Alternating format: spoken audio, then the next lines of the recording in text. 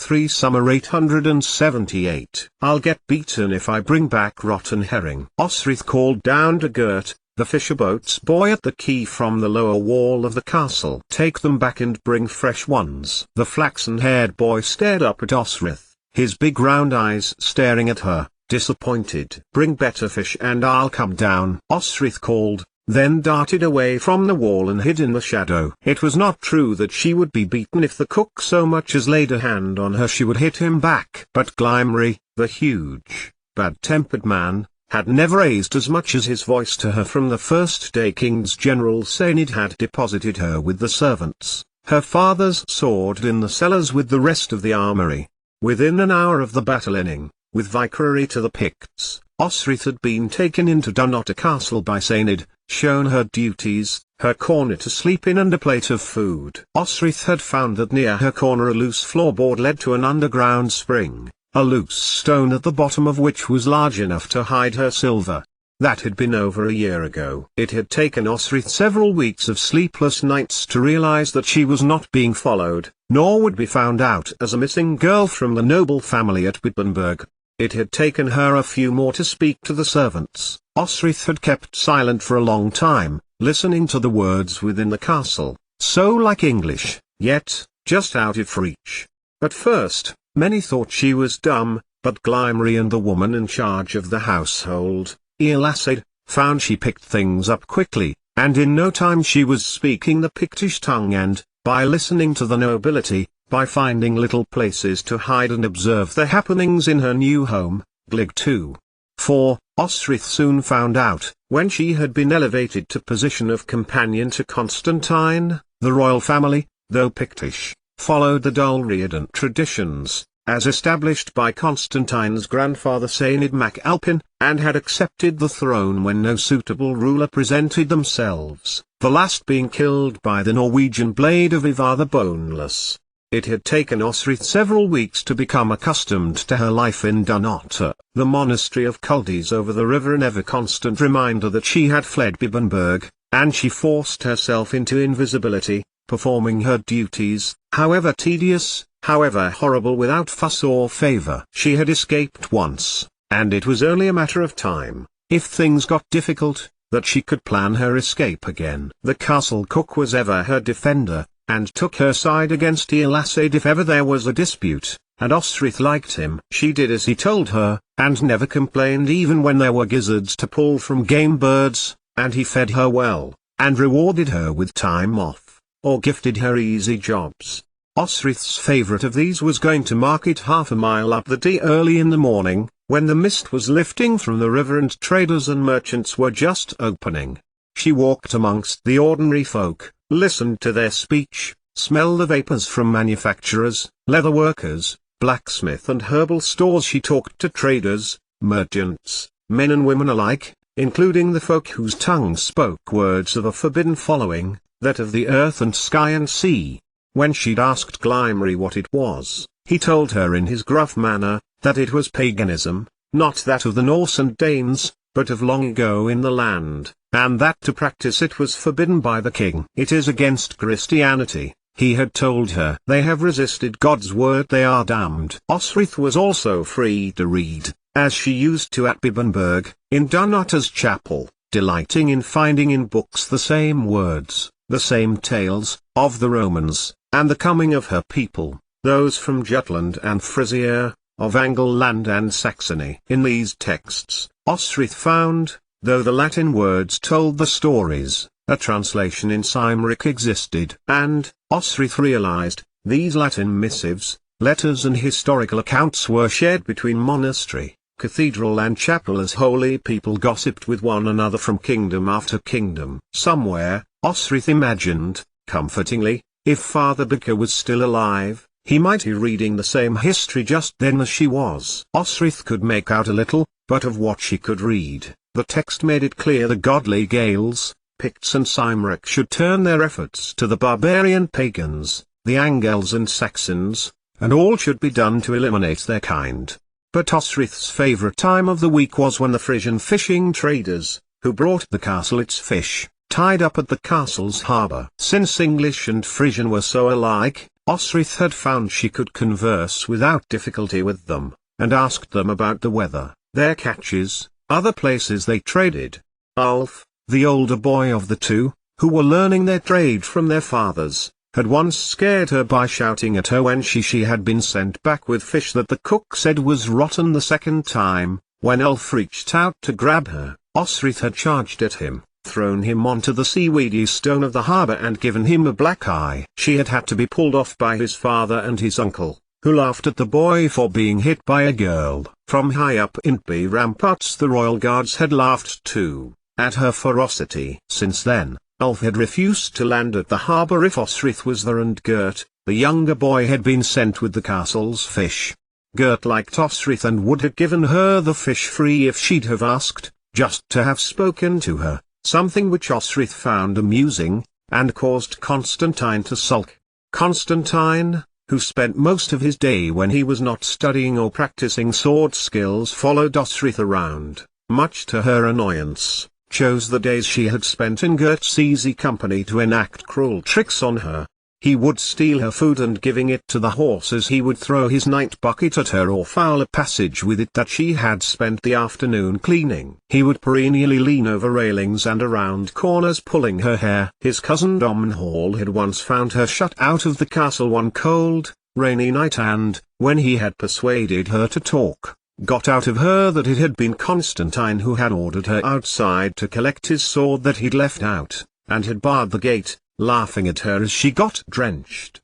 But, spending more time with Constantine was the reason she had been summoned to see the king one early summer's morning. Osrith had been terrified as Seinid took her to the throne room. Had they found out that she was really Edra of Bibbenberg, and had they struck a deal with her uncle Alfric to have her back? But instead, she was being withdrawn her from many serving and cleaning duties, except for help in the kitchens. Instead, the black-haired, pale-faced king looked at Osrith with his grey eyes and then at his son. Constantine, wild heir, Domhnall, explained that she was to come whenever Constantine required, and would have a room of her own close to his.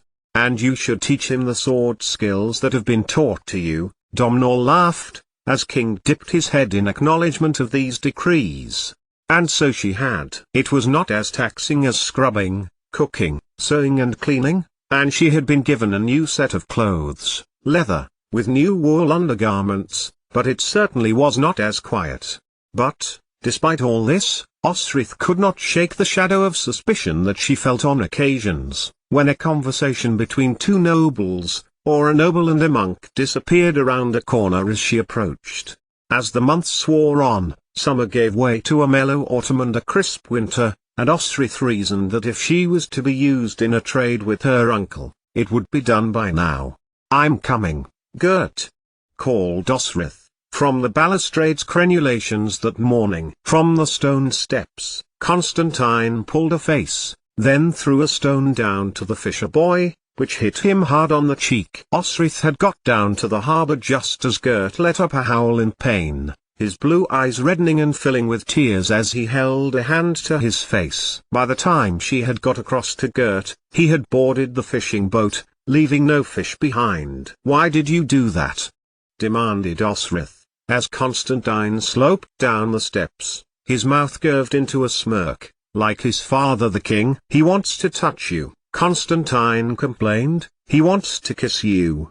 He talks to me, and likes to touch my hair." "Constantine," Osrith protested. "He is only a boy." "A boy who wants to hump you," Constantine grumbled, moodily, his pale grey eyes fixed on her. Osrith laughed, combing her golden blonde hair behind her ears. "No one will do that. I will kill them first." Then she scowled back at Constantine. "Now, I haven't got any fish to take to Glimmery," she lashed out at him. Constantine, who only just moved out of the way in time to avoid the strike. "You have to come with me," Constantine demanded, looking triumphant in the direction of the retreating fishing boat. "Domhnall wants to speak to you." 88,888,888. Down the dark stone passages Osrith strode, following Constantine, his black hair whipping behind him like a snake. They passed the stones within the castle's walls, on which the strange markings of swirl animals and men in armor fighting a battle had been carved. Pictish writing. Constantine had once sneered at her. "I can read it, you cannot." But Osrith had stopped to look at them many times, tracing the patterns with her fingers. Elasade had mocked her when Osrith had told her the reason why she was so long cleaning the passage, and had explained that reading the pictures was a case of looking at them and remembering the stories of that history, in a rhyme or poem or song. Why did Domnall want to see her? Osrith wondered as Constantine crossed the inner courtyard towards the royal rooms, clearly enjoying her discomfort. Maybe he was angry that she had continued Constantine's battle when the boy had stumbled. That would explain Constantine's triumph. "You have skill with that blade of yours," Sainid, the head of King's household guard, had told, after she had come across the practice battle between Domnall and Constantine on her way back from the market. Osrith scooped up Constantine's blade, which had skittered over the stones when Constantine had stumbled and missed in a parry. "Go on," Domnall had encouraged, as she held it as she had been taught, by Sir Brit, to the amusement of the Bibbenberg household guard and to the disapproval of Father Booker. Osrith had deflected, ducked and moved fast enough to tire the heir to the throne, as Sainid looked on amused, and Constantine scowled at her. "You should teach Constantine," Domnall had told her, and Sainid had asked her who had taught her. "My father," Osrith had lied. "Though we were poor, he believed I and my brother should be taught the same. We both could die at the hands of the Danes, and I should have the skill to keep myself alive." "Your father sounds like a good man," Sainid had told her, kindly. "It is a pity that your family died at the great battle." But he hadn't, of course, Osrith had to remind herself. Though she kept up the pretense as if it were truth, when she went to bed at night Osrith always prayed for Uhtred, for her baby brother, her uncle's child when he married her mother, and for Father Bowker, praying to God for their souls, for their lives, for her to see them again. "Come on," Constantine sneered, holding open the door to the royal rooms. Osrith barely came to this part of the castle, and, through the open door, the opulence of goods from near and far off lands. She might have known Constantine's manners would have come at a cost. As she stepped over the doorframe he stuck his foot out and Osrith went sprawling on the hard stone floor. "Don't speak to that boy again," Constantine insisted, imperiously, and Osrith struggled to her feet and hurried after him as he approached the priceless inner door made of dense ebony wood. Osrith had tried to teach Constantine the skills she knew. If he turned up at all at the appointed time, the royal prince would spend most of the time sulking, or, if he did try to fight her, gave up within a few minutes. As such, he would rarely win and would sulk at her, and trick her spitefully if she won, as she invariably did. His favorite one being to shut her out on the window ledge of his room, having by ordering Osrith to close the shutters.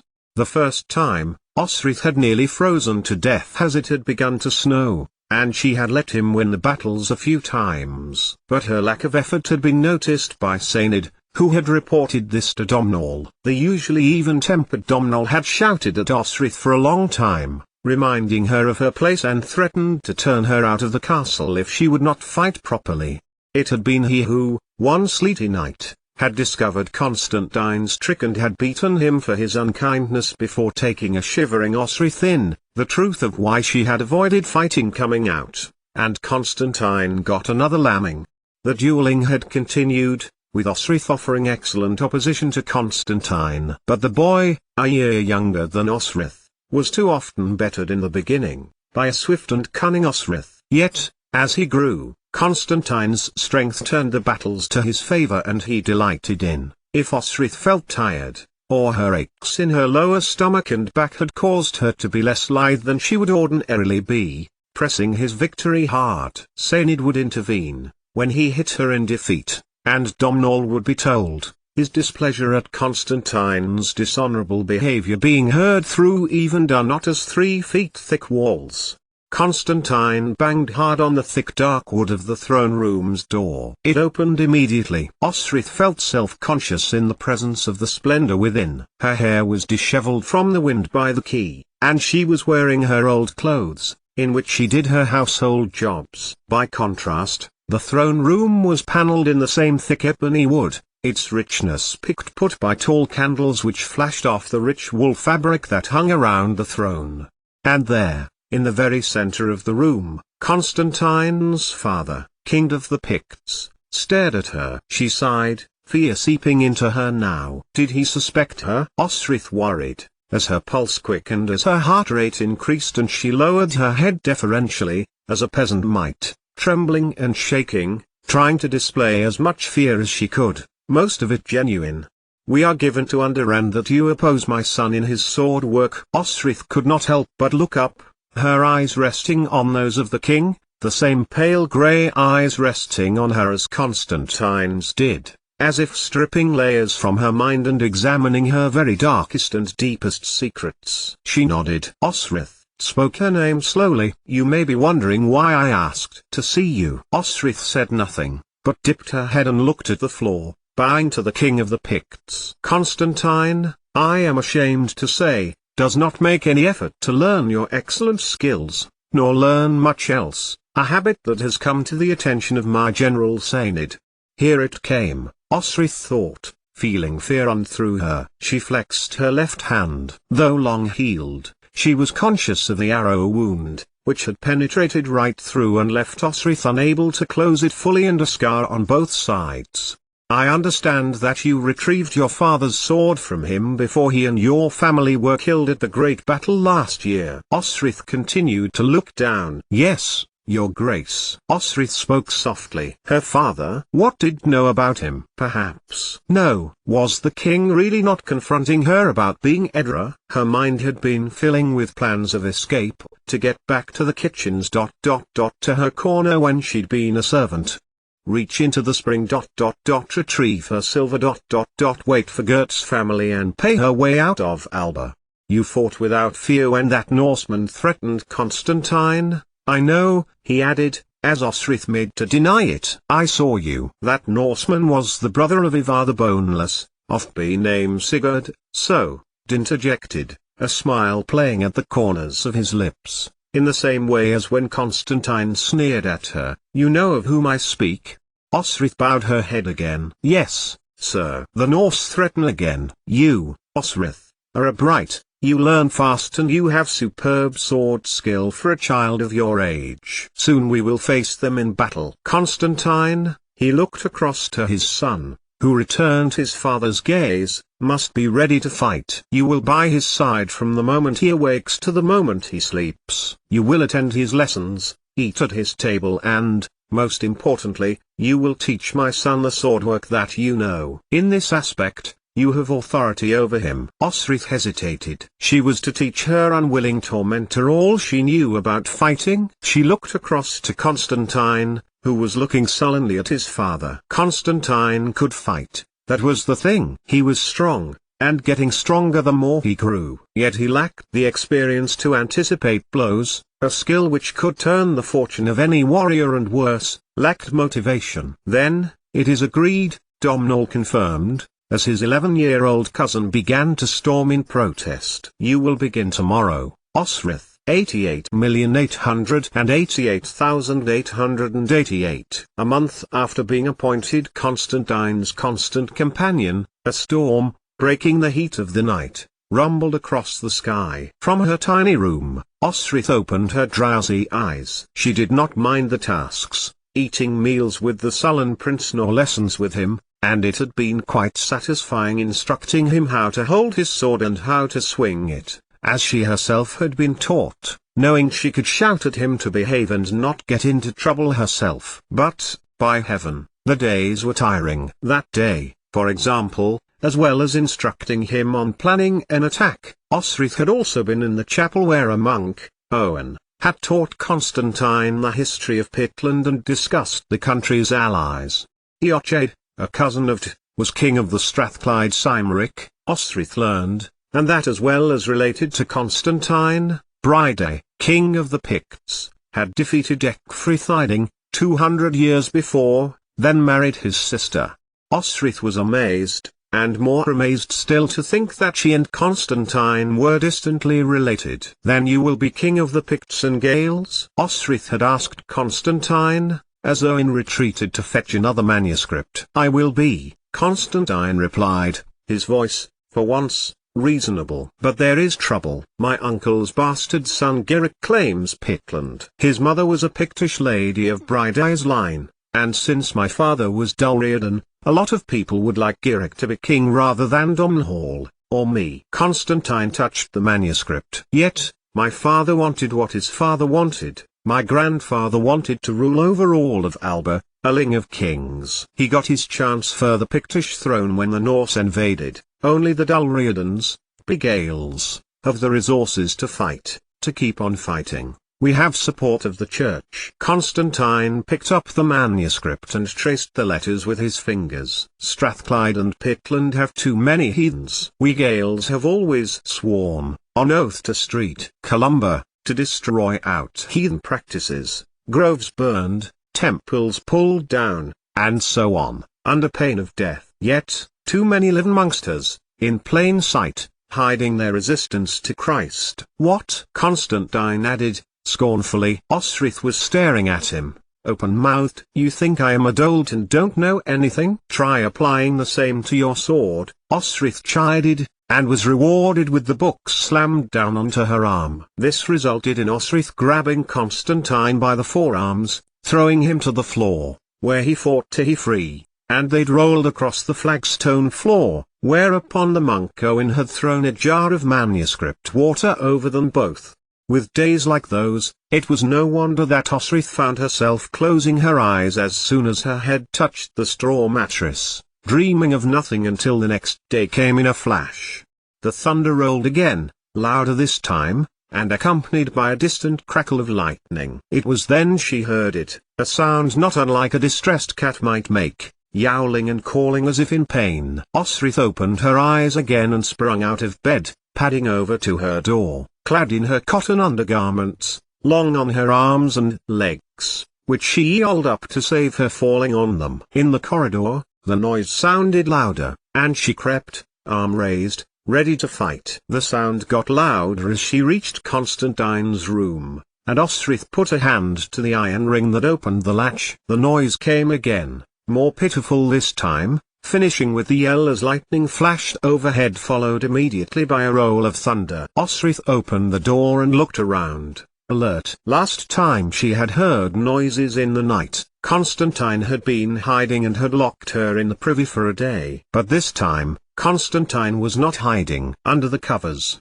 a sobbing bawl cried put again as the storm exploded overhead once more. Osrith rushed over to him, sitting next to him and putting out a hand. The boy felt out for her, then took her hand, pushing back the covers little by little. His face was a mess of tears and terror, and he shrank as lightning and then thunder seemed to demand entry to his room. Osrith felt her heart go out to the boy, so sullen and sour most of the time. He was still only a child. She pulled the blankets down on one side of Constantine, and slipped in next to him, still holding his hand, saying nothing except, Oikmuth, quietly by his ear, good night. It was next to each other hand in hand that Elasade, the head of the household staff, found them the next morning. 88,888,888. I will say, sir, Osrith said apprehensively, as summer drew to its highest, as you have asked me to be truthful,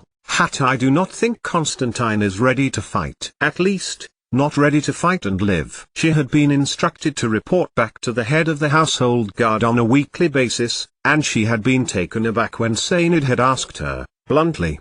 He was, Osrith felt, doing well. But Constantine was only 11, it was madness for his uncle to have taken him out on the battlefield the year before, the time she had saved him. It wouldn't have happened at Bibbenberg. But this was Dumnotzer, not Bibbenberg. While her former home was impenetrable, with just a wharf open to the sea to catch a ration of fish when under siege, Dumnotzer was at the center of a community, of the monastery and the village. The Norse came without warning, and destroyed everything. Constantine did not have luxury of being ready. He had to fight, or he would die anyway. Can he do it?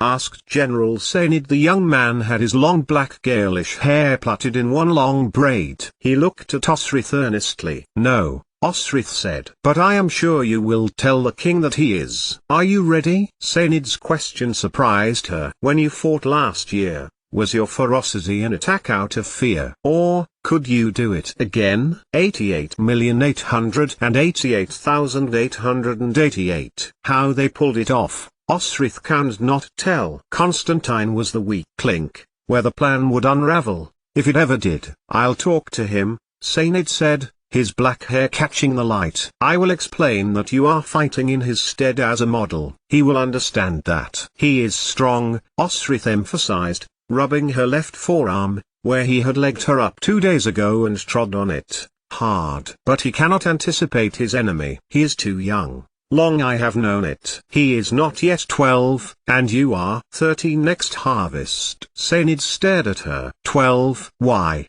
I would have given you to be 14, or 15. Sainid lowered his head, looking at the glow on her golden hair as the morning sun warmed it. Osrith turned away, looking over the battlements. Where would the battle be? More importantly, when would have his spies? No doubt. Why was she doing this? It was a question Osrith had asked herself many times over the last few months. She could go, she could leave. Why hadn't she? "Let us go over the plan again," Osrith said. "You will bring Constantine to the armory, he will dress," Sainid said, slowly. "I will bring him to the kitchens. He will take off his armor and you shall wear it. I will explain that he has the best vantage point to watch you." A skein of geese soared overhead. Osrith looked up. "You will take the armor and dress, you will take his sword." "My sword?" Osrith pressed. Sainid nodded in acquiescence. "You will dress and take your sword, and you will flank Domhnall and fight," Osrith thought. And,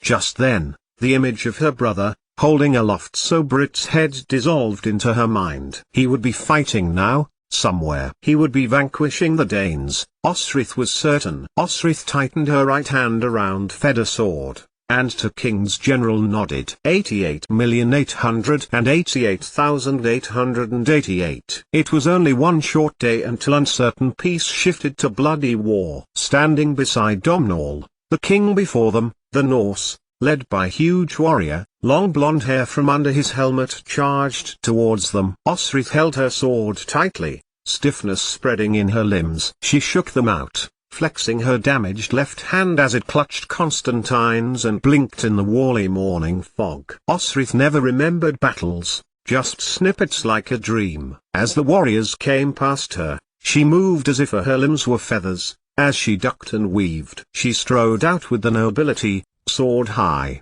as horses streamed past her, as if solidifying from the mist itself. Domhnall swiping at body after body as they swiped down at the infantry, before sliding down from their steed to continue organized death on foot. Before her, men charged, howling like the fury of the Aesir filling the foggy arena. Some were that of his kin, Eochaid, king of Strathclyde. And Osrith stepped forward, into the running line of a Norseman with wild blonde hair, without even a look back to the Chaldees monks, who had lined the riverbank. Monks, 50 or 60 of them, charged into the fray, and behind them, the golden heads of the Strathclyde Welsh shone through the Smurf's ambition to seize her family's territory of Bernicia was unbounded, Osrith knew, and, were it not for the Norse, he would have sought to fulfill this Pictish-held ambition generation after generation.